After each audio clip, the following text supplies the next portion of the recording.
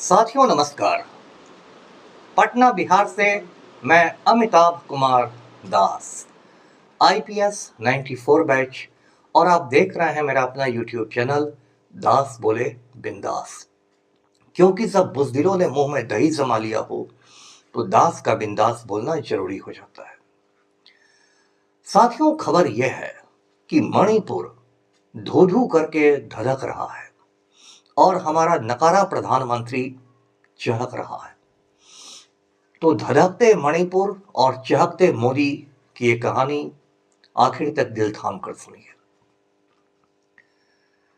साथियों, ये 2000 साल पुराना किस्सा है जिस पर एक कहावत भी बन गई। 2000 साल पहले रोम शहर जो था दुनिया का सबसे शानदार शहर था, रोमन साम्राज्य की राजधानी था। रोम शहर में आग लग गई, ऐसी आग कि पूरा शहर जल रहा था। लेकिन रोम का जो राजा था, नीरो नाम था उसका, वो अपने महल में बैठ के चैन से बंशी बजा रहा था। तो इंग्लिश में कहावत बन गई कि नीरो फिडल्ड व्हेन रोम बर्न्ड, कि जब रोम जल रहा था तो नीरो बंशी बजाता था। कहते हैं कि इतिहास खुद को दोहराता है। 2000 साल बाद दुनिया के एक दूसरे कोने हिंदुस्तान में वही कहानी हो रही है। मणिपुर जल रहा है और देश का एक नकारा शासक जो नीरो की तरह ही नकारा है, वो नाइजीरिया का तूफानी दौरा कर रहा है, अपने मालिक गौतम अडानी के लिए ठेके इकट्ठा कर रहा है। साथियों, मणिपुर की कहानी शुरू से बताता हूं।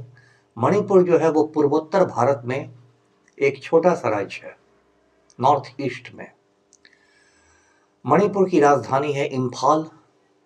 और ऐसे तो मणिपुर बहुत छोटा सा राज्य है, लेकिन सामरिक दृष्टि से बहुत संवेदनशील राज्य है, क्योंकि ये अंतर्राष्ट्रीय सीमा पर लगा हुआ है। बर्मा से मणिपुर की सीमा सटती है।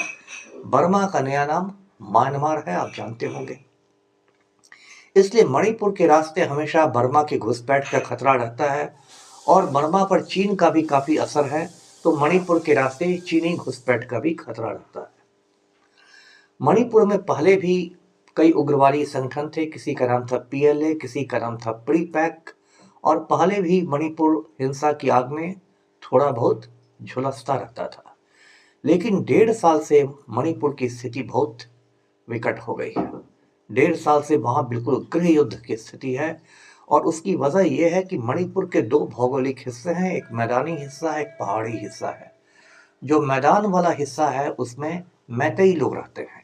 ये मैतेई जो होते हैं ये हिंदू होते हैं और वैष्णव होते हैं, यानी विष्णु भगवान के भक्त होते हैं। और जो पहाड़ी हिस्सा है उसमें आदिवासी लोग रहते हैं, ट्राइबल्स रहते हैं, कुकी और नागा लोग रहते हैं। खास के कुकी लोगों की बड़ी संख्या है। अब ये जो मणिपुर में हिंसा हो रही है ये मुख्यतः मैतेई बनाम कुकी की हिंसा है। और ये हिंसा लगभग 1.5 साल पहले भड़की और तब से शांत नहीं हो रही है। अब तक सैकड़ों लोग मारे गए हैं, हजारों लोग बेघर हो गए हैं, विस्थापित हो गए हैं, और मणिपुर से ऐसी ऐसी तस्वीरें आ रही हैं जिससे पूरी दुनिया का दिल दहल रहा है। पिछले साल आपको याद होगा एक तस्वीर वायरल हुई थी सोशल मीडिया पर कि एक महिला के कपड़े उतारकर उसको भीड़ सड़कों पर घुमा रही है, परेड करवा रही है। तो ऐसी विकट स्थिति है। वो तो एक तस्वीर आ गई, ऐसी बहुत सारी घटनाएं होंगी जिसकी तस्वीर किसी ने नहीं खींची होगी, इसलिए नहीं आ सकी। ये मणिपुर की हालत है। अब 2-4-5 रोज से मणिपुर की हालत फिर एक बार बेकाबू हो गई है। कल की बात है कि वहां के मुख्यमंत्री के आवास पर हमले हुए और कई विधायकों के आवास पर हमले हुए। अब मुख्यमंत्री कितना बड़ा नौटंकीबाज है मणिपुर का वो भी सुन लीजिए। उसका नाम है एन बीरेन सिंह। वो भाजपा का है, वरिष्ठ राम भक्त है। पिछले साल उसने कहा कि भाई स्थिति बहुत खराब हो गई, अब तो मैं इस्तीफा दूंगा, और वो इस्तीफा लेके निकल पड़ा राजभवन के लिए। उसी की पार्टी की एक महिला विधायक ने उसका इस्तीफा छीन लिया। अब मुख्यमंत्री ने कहा कि अब मैं कैसे इस्तीफा दूं, मेरा इस्तीफा तो छीन लिया गया। बताइए, इतनी बड़ी नौटंकी आपने कहीं देखी है? यदि आप इस्तीफा देना चाहते तो आज के जमाने में आप ईमेल से भी इस्तीफा भेज सकते थे राज्यपाल को।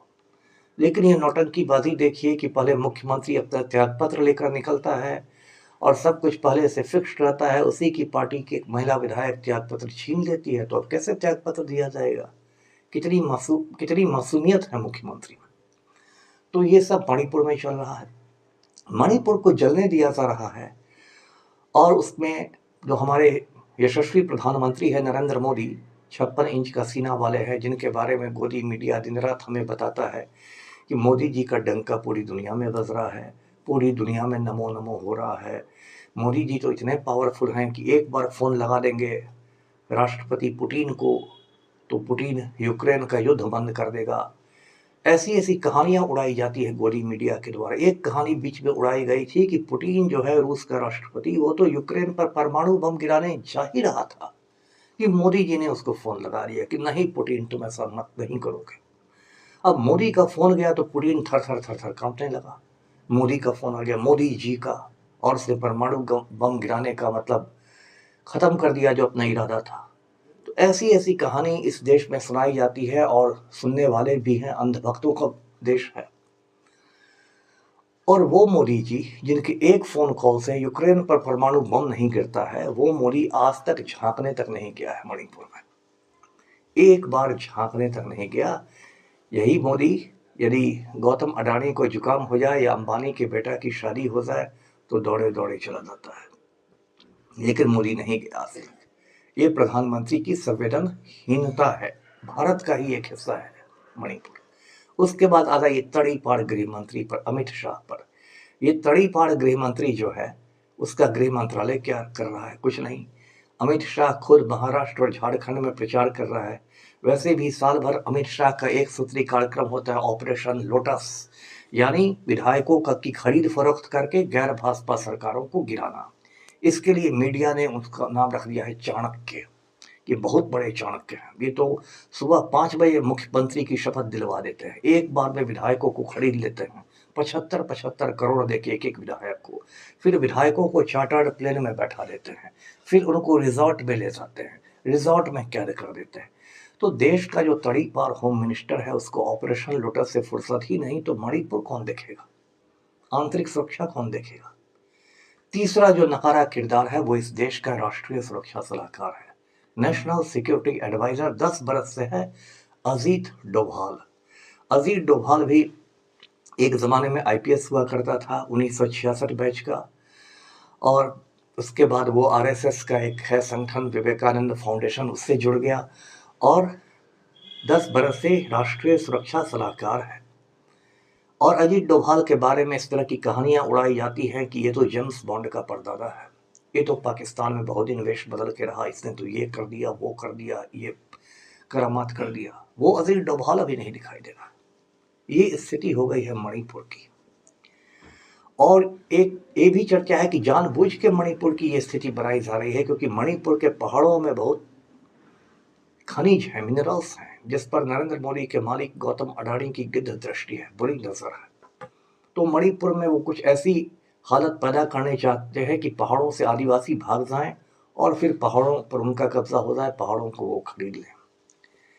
मणिपुर की मैं जब चर्चा चली तो मैं आपको एक मणिपुर की बहादुर लड़की के बारे में बताता हूँ, महिला के बारे में, जिसका नाम है इरोम शर्मिला।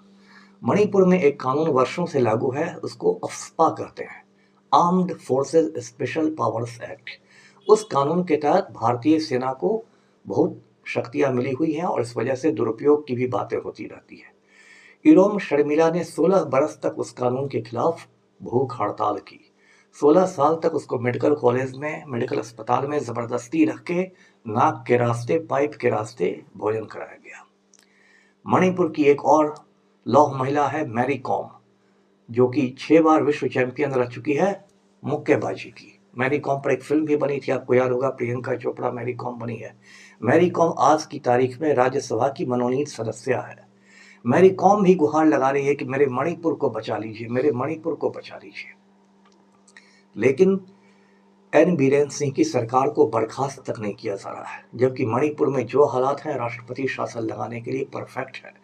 संविधान में धारा 356 है, आर्टिकल 356 है, उसमें प्रावधान है कि यदि किसी प्रदेश में संविधान के मुताबिक स्थिति नहीं है तो राष्ट्रपति शासन लगाया जा सकता है, प्रेसिडेंशियल रूल लागू हो सकता है। लेकिन चूंकि वहाँ एक वरिष्ठ राम भक्त मुख्यमंत्री है बीरेन्द्र सिंह, इसलिए मणिपुर में राष्ट्रपति शासन भी नहीं लग रहा है। और वही कहावत है कि मस्त राम मस्ती में, आग लगे बस्ती में।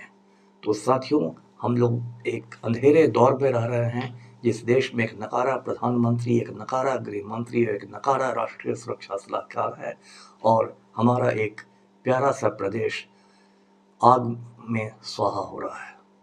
वीडियो को लाइक कीजिए, शेयर कीजिए, चैनल को सब्सक्राइब कीजिए। धन्यवाद। जय